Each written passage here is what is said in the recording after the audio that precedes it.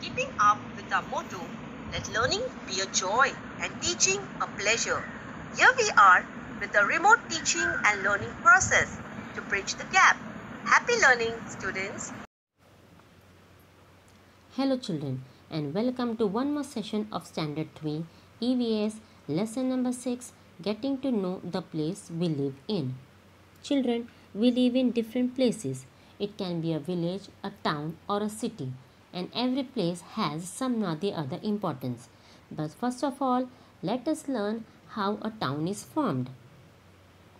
Well, in the olden times, people were nomadics.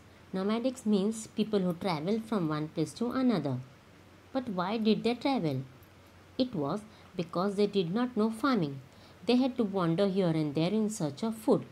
They gathered food by hunting, fishing, or by digging out roots and root bulbs and by gathering fruits and berries. Later, they learned many things like using fire, making wheels. They also learned to grow crops. They built houses where there was water and suitable land available for farming. They helped each other in farming. Their houses were built close by. Such houses together form a settlement. Many settlements merged to form a village.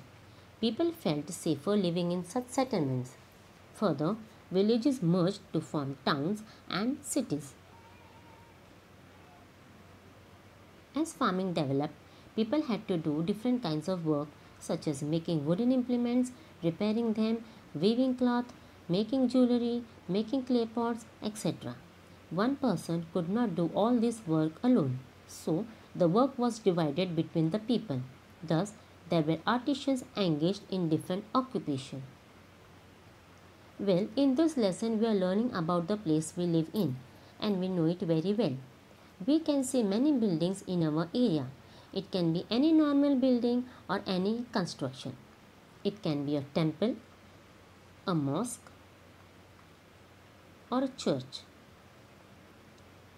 It can be memorials, museums, any historical building or monument, a fort, or any cave.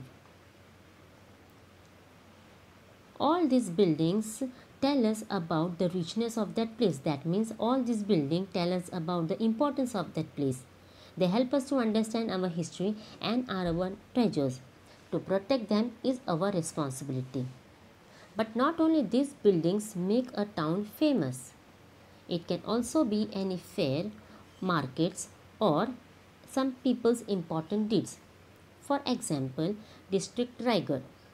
District Raigad is famous for Fort Raigad. It was the capital of Chhatrapati Shivaji Maharaj's kingdom. In the right hand corner you can see the strong Fort Raigad. While returning from Surat, Shivaji Maharaj stopped near Talegaon in Nasik district and set up his army camp or Tal there. Since then, this place came to be known as Talegaon. There is a place in Ahmednagar district which is known as Dhamangaon Path. There were plenty of dhaman trees in this area. In the below picture you can see the beautiful dhaman flower. There is a village in Partur Taluka of Jalna where fine quality of dhotar jodis were made. Dhotar jodis means dhotis. So this village was named as Asti Dhotar Joda. I told you that some places become famous because of the people's deed. For example, Rajguru. Shivram Hari Rajguru was an important revolutionary in India's struggle for freedom. He was one of the three famous revolutionaries Bhagat Singh, Rajguru and Sukhdev. Rajguru was born in Khed in Pune district. After elementary education, he moved to Amravati.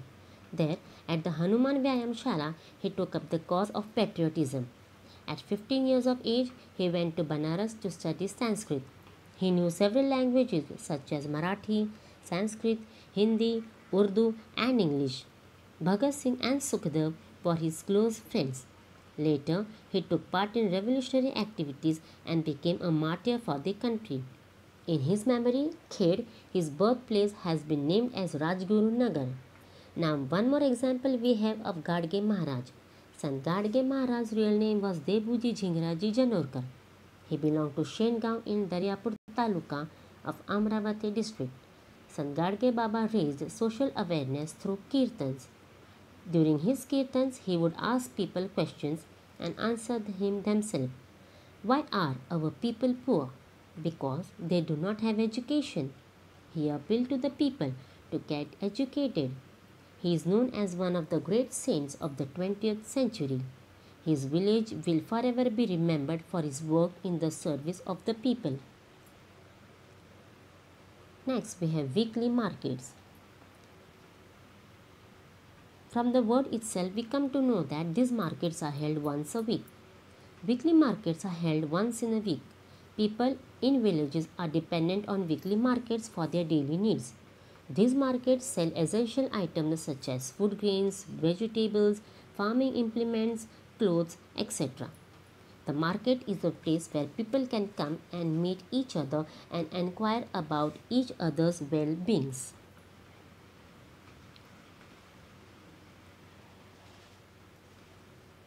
People belonging to various castes and communities attend the fairs of folk deities of masses, that is Jatra in Marathi. Different types of market are also a part of these fairs, such as Jejuri and Nanded. Jejuri and Nanded are the two important religious places in Maharashtra.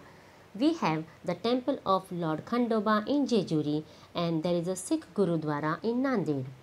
They are not only famous because of their religious importance but because of the markets held here. Yes, these both places are famous for their donkey and horse markets. Yes, here people come to buy and sell donkeys and horses. Interesting, isn't it? So in this session we learned that many settlements merged together and form a village.